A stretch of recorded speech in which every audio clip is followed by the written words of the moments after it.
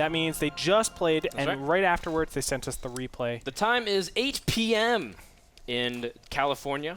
This was the games that started playing was at 7:30 p.m. So that's pretty much how fresh you can get.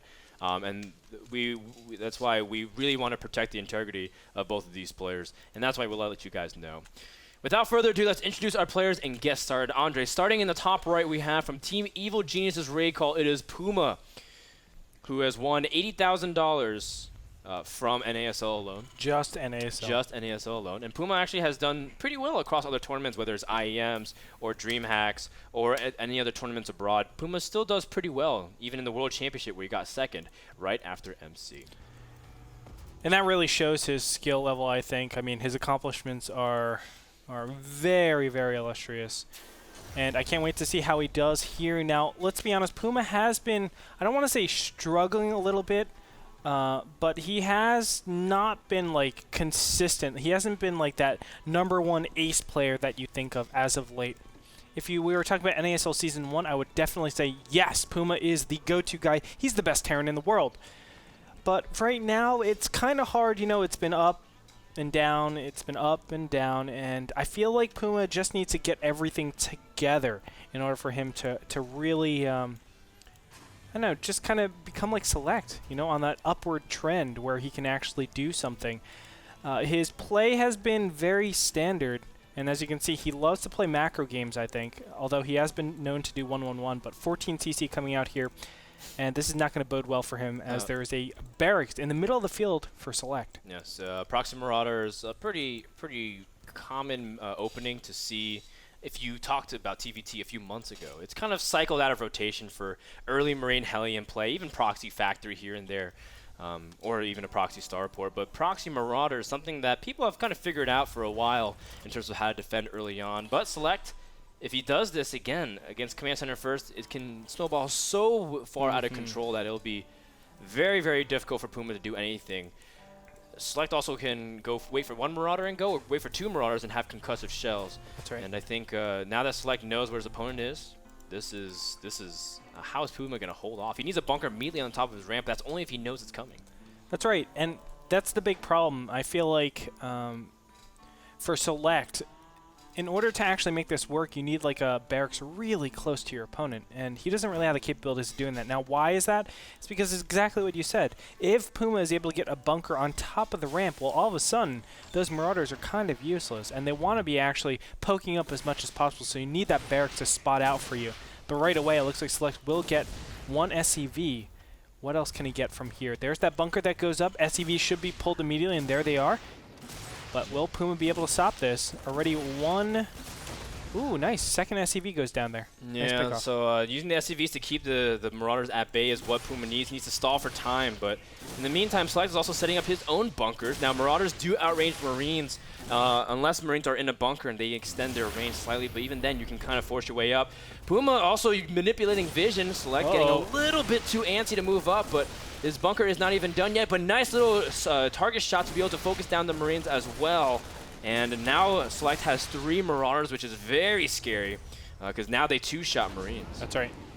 Now let's go ahead and look at the income tab. 18 to 15, but Select able to really stop you know, as many of those SCVs from mining actually for a long time. It doesn't mean that it's an overwhelming favor for Puma right now, because we see no second command center really for Select. There it is right now. It's starting, but of course Puma already has all of the mules ready to actually start mining. So Puma will be pretty nicely saturated, and as you can see, he's climbing up in that harvester disparity. So it's not a big deal. I think Puma fended that off pretty well, and we have a standard game from here on out. Puma's also just transitioning. Sorry, not Puma. Select is also transitioned by floating his barracks to his opponent's base. He can use it to manipulate some vision. Maybe pick off an SCV or a Marine, an SCV or two, if you can get some nice vision up there. That's absolutely right. And it looks like these Marines are going below. Now he needs to be so careful. Oh, wow, he salvages the bunker. That might spell a little bit of problems for Puma. Actually, if Select knew that, which, let me just check. No, he doesn't know that. He still thinks the bunker's there. If Select knew that, he would be sniping all day long. Just put the bunker like right here. Make it so difficult for Puma to actually push out, and you just hug this line and make those Marines just back up as much as possible. It looks like Puma, he's going for combat shields, and he's going to bust this right now. Yeah, the Marines are immediately trying to go inside and stutter step forward. Select really can't hold it. Nice job there by Puma. And the bunker does fall. Select, what does he have back at home? He's got a factory done, so he's got a tech advantage, but stim, or a combat shield rather, has been started much earlier than his opponents. So Puma will have really good map control, at least moving his early Marines out. Select now has his expansion done, but something that I just like what Puma is doing is that he's trying to really utilize his early barracks advantage, get combat shields, get double engineering upgrades. This kind of stuff will really help compound his mid-game aggression, because Puma loves doing the multi-pronged drops in aggression. That's right. But the one thing that goes for Select is that he has cross-position advantage. So yes, he's able to get all those upgrades out in time. Puma's able to get all those upgrades out, but really it's not going to constitute too much, as Select should have a lot of preparation time for all these units that pop out. So I think Select will be absolutely A-OK. He has the bunker up, he has Marines inside of there, and that should be a huge detractor to actually push up and go into that base. But Puma, as we can see, getting his starport on. He is going for bio. I think bio is the way to go. Normally, the bigger the map, the more you do want to go bio. The smaller the map, you want to go mech. Yep, and it's going to be tough for any kind of mech play to really cover lots of area unless you're super duper active with your Hellions, and even then it's a little bit of a challenge. So we see tanks immediately squeezed out here for Select as well, just to give himself a stronger defense against any kind of early aggression. No real threat at all. In fact, Puma should, both players eventually realize that taking a third base is extremely safe as well in this scenario. Once you get your early infrastructure established, so that you can get units cranking out. Yeah, it's interesting. Puma's normally the one that should be taking the command center a little bit faster. Even this is a little bit delayed. The main reason why I say that is because when you have such a huge advantage in terms of, I guess, production early on, you can actually exercise that by taking map control. And he has map control over here with this Del Naga Tower. Now, the one thing I could maybe say is that he doesn't know if it's going to be bio or mech, so he's playing a little bit safer. He doesn't want to die to run-bys.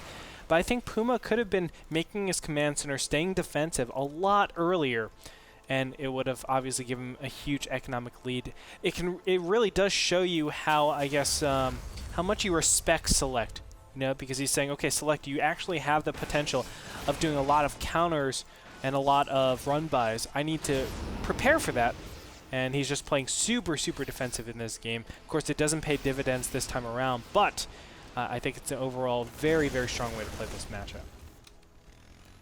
Select now starting to his own third command center, but it's a little bit delayed, just like you were saying, Andre. It's nice that Puma has map control, just because of how many more units he should have. 29 Marines to 13. The tanks do provide some kind of wild card effect, like if the tanks can get shots, those Marine advantages was very nil, but then you can see things like Select is very open in his main. In fact, almost everything is jumbled up, and the tanks in low numbers can't cover that much space. So if Puma is able to get into a nice spot, sweet spot, maybe drop the main, force siege tanks to unsiege, and hit the natural, then all of a sudden things can get very much in favor of our Evil Genius's Terran. That's right. We'll see what happens. Oh, look at this. Nice Puma. catch. Very nice catch. Yeah, this is beautifully done. That's the power of actually having eyes on the map, which of course could be anything. Supply depots, STVs, Marines. It's really, really important that you have that, because in the small chance that you do actually see a medevac drop coming, you're able to prepare a lot better. From here, I mean, very standard play. Both these players are going to be probably more barrack-centric rather than switching over to a high factory count. The main reason for that is because of mobility. You want to be as mobile as possible. But we're going to see what does Select actually do with this army over here, because it is a little bit risky knowing that your opponent knows that you're coming. There could be a lot of ample preparations, but there it is, Select with his classic micro, going to get out with the medevac alive. Well done. Yeah, I think he's also just trying to bait the water, see if the third base is up, and it is. So Select, it gets this little effect, because if you don't have time to see his worker saturation, his minerals, you're like, how long have he has that third base for? You know, how far am I behind, if you're behind at all? And it starts putting you a little bit discomfort. So Select getting a sense where, okay, well, since his third base is up, that means I should be able to have a safe third base, and he really does when you have siege tanks out. Puma now starting to switch into siege tank, but his upgrades are so far ahead. Look at that, 2-2 will finish before Select will even have +1 armor on his bio. We can see how defensive Puma has been playing all match long. I mean, and now he's finally pushing out once, as you said, he knows he has 2-2. He has a big advantage over his opponent, and he's going to try to make something work, although Select has defensive siege tanks, and anything can happen. This is going to be sort of a position war, and this single sensor tower actually helps him out so incredibly much, Frodan. Now he doesn't have to waste scans worrying, where should I actually position my units? Oh no, he's going around the other side. No, that doesn't have to be a factor anymore. He's just going to go ahead, place his siege tanks perfectly, and it denies Select completely. Yeah. Well, denies Puma, rather. That's what I meant, yeah. Puma can't really move into this 4 siege tank, but he's in range of the sensor tower. Oh, my goodness. That's a great pickoff for Puma. And all of a sudden, the vision here has been completely restricted. Select a little bit in the dark. How many scans do both players have? A few each. Select also scanning his opponent. But I think in this scenario, it's very risky. As long as you can catch him on siege, Puma picking a perfect time to move up, but Select has a better concave, but it may not matter because the upgrades are so significant. Without those tanks, these Marines are very much empowered, and Puma backs off, but that was a great pickoff, spontaneous decision-making, knows his opponent's on siege, moves up, and with a couple seconds, swings the supply so far in his favor, it's ridiculous. Yeah, that's all it takes sometimes, Frodan. I mean, that tiny little second to actually catch those siege tanks off guard, and that actually represents a ton of DPS. Whether it's 1 round of siege tank shots or 2 rounds can actually make all the difference. And look at this. Oh my god, Puma not attacking to the best position. And there you have it. That's the perfect example. Just opposite ways. Select able to fend that off pretty nicely. But you know what? Select's macro actually coming to bite him this game. You can see he's all the way up at 1,200 minerals, which obviously is not looking too good for him. Now losing a lot of position, and now this 6th refinery, that's not a good thing, because that actually means it's going to cut into not only his upgrades, but also his siege tank count. Yeah, Puma has been kind of slow with this 3-3, though. Select actually started 3+3 way earlier than Puma did. So he'll have that, but Puma just has so much more control, because now part of the economy of Select has been denied, while Puma's taking his 4th base and is looking very strong. Select, just like you said, has been adding on a lot of production facilities, but the most important thing is, does he have an answer to the siege tanks? He's going to move forward and try to see if he can take out a couple. He gets 2 of them. But still, it's kind of a costly trade, because he doesn't have as much freedom in mineral-wise. He still continues to scan. Puma's just diving the opponent because he realizes his Select doesn't really have anything. He's going to take out a couple of tanks. No, he doesn't take out any of them. This single SEV has been repairing those siege tanks. Really nicely done. But look at how many units there are, Frodan. This is Puma's macro, and he's just going to crush on through. Nothing Select can do. Losing the 3rd base is a crippling blow. GG. Gets called out. Puma takes the 1st game.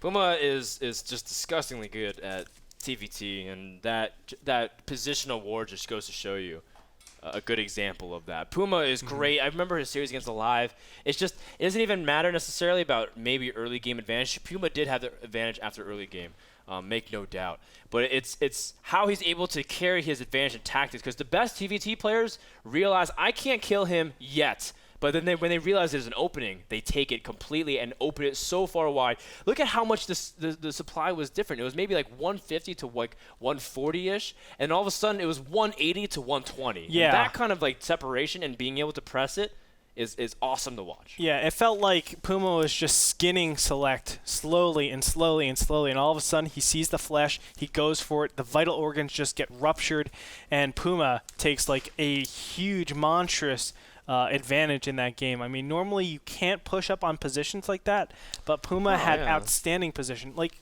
how silly does that sound? I have siege tanks and Marines. My opponent has siege tanks and Marines. Yeah, I started siege tanks later, but I'm attacking into a position. With a sensor tower. Yeah, with a sensor tower. How many times does that make sense when you're playing a TVT? Probably 0 times, but it's Puma we're talking about. Yes, Select is world class, but Puma has just displayed how good he is. Tactical decisions lead to a strong game number 1. Yes, sir. Guys, thank you so much to Azo Monitors for providing the best in monitor technology. We love Azo. They love us. You guys should show them some love as well. Azo.com. We'll be back with game number 2 between Puma versus Select. We'll find out what happens after this break. Don't go anywhere. More TVT action when we return.